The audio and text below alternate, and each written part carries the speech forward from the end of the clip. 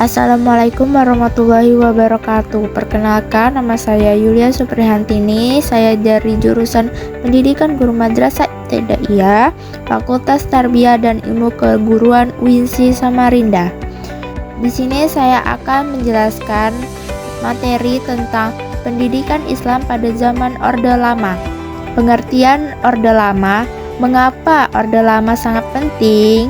Orde Lama merupakan sebuah tahap yang signifikan karena ini adalah momen pertama dalam sejarah modern kita, di mana dua elemen penting yakni identitas bangsa yang baru merdeka dan pendidikan agama yang merupakan dasar masyarakat kita dipaksa untuk berinteraksi dan mencari bentuk yang tepat. Hubungan ini terjadi karena kita baru saja merdeka dari penjajahan yang berlangsung selama berabad-abad. Secara ringkas, Orde Lama adalah periode yang menentukan jati diri bangsa Indonesia kita. Selanjutnya ada sejarah dan kebijakan Orde Lama. Pendidikan diakui sebagai pilar utama untuk kemajuan bangsa, bertujuan menciptakan generasi unggul. Pendidik Islam atau PI berperan penting dalam menyampaikan ajaran agama, nilai moral, sosial budaya, dan agama. Dinamika politik dan pendidikan. Konsep pendidikan di Indonesia selalu dipengaruhi oleh kebijakan pemerintah dan unsur politik. Masa Orde Lama 1945 sampai 1966 diwarnai konflik ideologi antara nasionalis sekuler dan nasionalis Islam dalam penentuan kebijakan. Konflik ini berimplikasi pada kebijakan yang belum sepenuhnya mengintegrasikan PI ke dalam sistem pendidikan nasional. Tujuan utama pendidikan Islam Orde Lama, tujuannya adalah dikembalikannya lembaga pendidikan Islam dalam bentuk madrasah. Hal ini untuk menghapus pandangan dualisme antara sekolah agama dan sekolah umum. Pendidikan agama di sekolah umum pada masa Orde Lama 1945 sampai 1966, pendidikan agama disampaikan kepada siswa dari SD hingga SMA. Terdapat ketentuan unik, siswa diperkenankan menolak belajar agama. Pendidikan Departemen Agama didirikan pada 3 Januari 1946 untuk membidangi masalah keagamaan, termasuk pendidikan Islam. Pembentukan didasari oleh kebijakan politik umat Islam pasca kemerdekaan, perhatian terhadap madrasah dan pesantren. Perhatian khusus pemerintah terhadap pesantren dan madrasah dimulai dari rekomendasi Badan Pekerja KNIP pada 27 Desember 1945. Rekomendasi isinya, madrasah dan pesantren harus mendapat perhatian dan bantuan nyata atau tuntutan dan material dari pemerintah. Selanjutnya ada pengakuan madrasah dan dampak.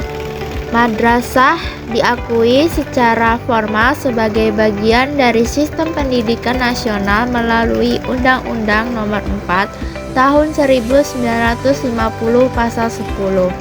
Syarat pengakuannya, madrasah harus memberikan pelajaran agama sebagai mata pelajaran pokok minimal 6 jam seminggu. Pengakuan ini mengakhiri diskusi panjang tentang posisi madrasah.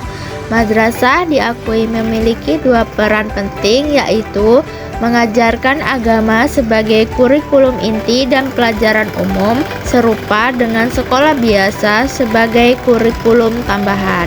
Dan dampak positifnya adalah madrasah diakui telah memenuhi kewajiban belajar atau wajib belajar. Dengan adanya pengakuan bagi madrasah, institusi ini secara resmi menjadi bagian dari upaya pemerintah untuk meningkatkan kecerdasan masyarakat. Hal ini memastikan bahwa siswa di madrasah memperoleh pendidikan agama yang mendalam sekaligus hak mereka dalam pendidikan umum yang mendukung pencapaian program wajib belajar di tingkat nasional. Dan adapun dampak negatifnya adalah madrasah dianggap sebagai anak tiri dalam sistem pendidikan nasional karena tidak spesifik disebutkan dalam Undang-Undang Nomor 4 Tahun 1950, terutama dalam hal bantuan sarana dan prasarana, pelaksanaan politik konvergensi atau integrasi ilmu umum dan agama tidak berjalan optimal. Walaupun sudah diakui madrasah sering dianggap sebagai anak tiri karena tidak disebutkan secara khusus dalam undang-undang. Distribusi dana dan fasilitas umumnya lebih difokuskan pada sekolah negeri yang disebutkan secara tegas dalam undang-undang dibandingkan madrasah. Selanjutnya ada tokoh-tokoh pendidikan. Yang pertama ada Kyai Haji Abdul Wahid Hasyim. Beliau adalah Menteri Agama pertama tahun 1949 dan beliau memperjuangkan pendidikan Islam yang demokratis dan memasukkan ilmu pengetahuan umum ke pesantren dan mengeluarkan Peraturan Menteri Agama Nomor 3 Tahun 1950 yang menginstruksikan pemberian pelajaran umum di madrasah. Yang kedua ada Profesor Dr. Haji Mahmud Yunus. Beliau adalah seorang ahli pendidikan Islam dan tokoh penting dalam pengembangan pendidikan tinggi Islam. Peran utamanya, beliau berperan penting dalam pendirian perguruan tinggi agama Islam negeri atau yang bisa disebut PTAIN di Yogyakarta pada tahun 1950 yang menjadi cikal bakal UIN atau IAIN saat ini. Ia meletakkan dasar-dasar akademik perguruan tinggi Islam di Indonesia.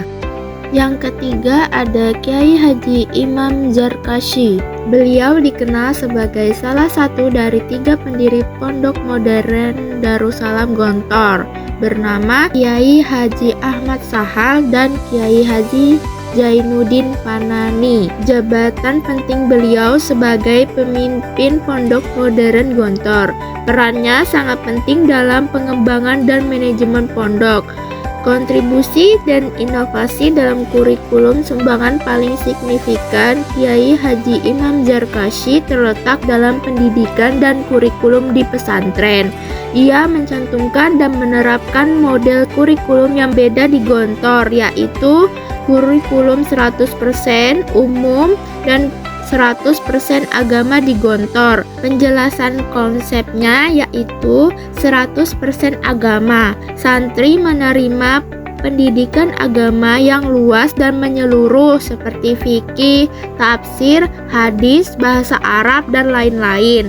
100% umum yaitu santri juga mempelajari ilmu pengetahuan umum yang setara dengan sekolah umum seperti matematika, IPA, IPS, dan lain-lain. Yang keempat ada Kiai Haji Saifuddin Zuhri. Beliau adalah ulama NU dan politikus senior yang kemudian menjadi Menteri Agama pada era demokrasi terpimpin atau awal 1980-an. Peran utamanya adalah melanjutkan dan memperkuat kebijakan integrasi pendidikan Islam. Di bawah kepemimpinannya, pendidikan Islam mendapatkan perhatian lebih besar dari pemerintah dan institusi pendidikan tinggi Islam semakin berkembang. Yang kelima ada Kiai Haji Hasyim Asy'ari. Beliau adalah seorang ulama besar dan tokoh bangsa, dan beliau adalah pendiri Nahdlatul Ulama atau NU, salah satu organisasi massa Islam terbesar di Indonesia dan bahkan dunia. NU didirikan pada tahun 1926 dan perannya sangat krusial dalam menjaga tradisi keislaman Nusantara dan semangat nasionalisme. Beliau juga merupakan pengasuh pesantren Tebuireng di Jombang, Jawa Timur. Pesantren ini menjadi salah satu pusat pendidikan Islam terpenting di Indonesia. Kiai Haji Hasyim Asy'ari dikenal sebagai tokoh yang berani melakukan pembaharuan dalam sistem pendidikan pesantren. Beliau mencoba mengintegrasikan antara pelajaran agama seperti fikih, tauhid, tafsir, dan non-agama seperti pelajaran umum dan pengetahuan modern ke dalam kurikulum pendidikan pesantren. Yang terakhir ada Kiai Hajar Dewantara. Beliau dikenal sebagai Raden Mas Suwewardi Soljaningrat. Adalah seorang pahlawan nasional yang juga merupakan tokoh dalam perjuangan kemerdekaan Indonesia. Ia dihormati sebagai Bapak Pendidikan Nasional karena komitmen dan gagasan inovatifnya dalam bidang pendidikan. Menteri PFK pertama Ki Hajar Dewantara menjabat sebagai Menteri Pengajaran, Pendidikan, dan Kebudayaan atau PPNK yang pertama di Republik Indonesia setelah kemerdekaan diumumkan dalam Kabinet Presidensial. Posisi ini mengidentifikasikan kontribusinya yang vital dalam mendirikan fondasi sistem pendidikan nasional. Mendukung pendidikan dalam kapasitasnya sebagai menteri, ia memprioritaskan pendidikan sebagai alat utama untuk membentuk karakter dan kecerdasan bangsa yang baru bebas dari penjajahan.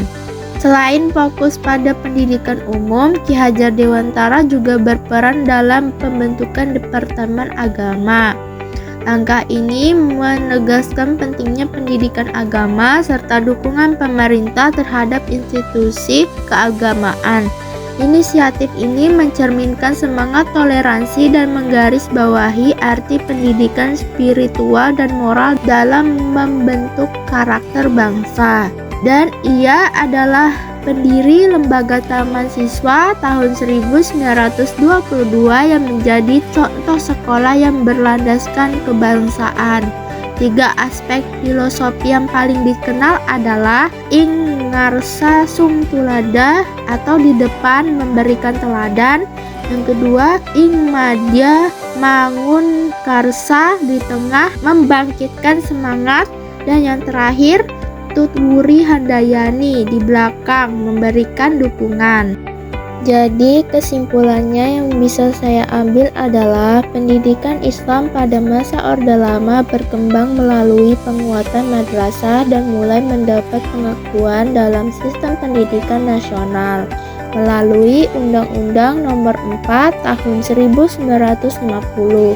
Meski begitu, masih terdapat kendala seperti keterbatasan fasilitas dan belum optimal penyatuan kurikulum umum dan agama. Peran para ulama dan tokoh pendidikan sangat besar dalam mengembangkan madrasah dan menjadi dasar bagi pendidikan Islam modern di Indonesia. Baik, itu saja yang bisa saya sampaikan. Mohon maaf jika ada kesalahan. Mempelajari sejarah pendidikan Islam pada masa Orde Lama memberikan pemahaman yang penting mengenai penggabungan nilai-nilai agama dan nasionalisme, dasar-dasar kebijakan pendidikan di tanah air, dan proses penyesuaian pendidikan Islam dalam menghadapi berbagai tantangan setelah kemerdekaan. Baik, terima kasih. Wassalamualaikum warahmatullahi wabarakatuh.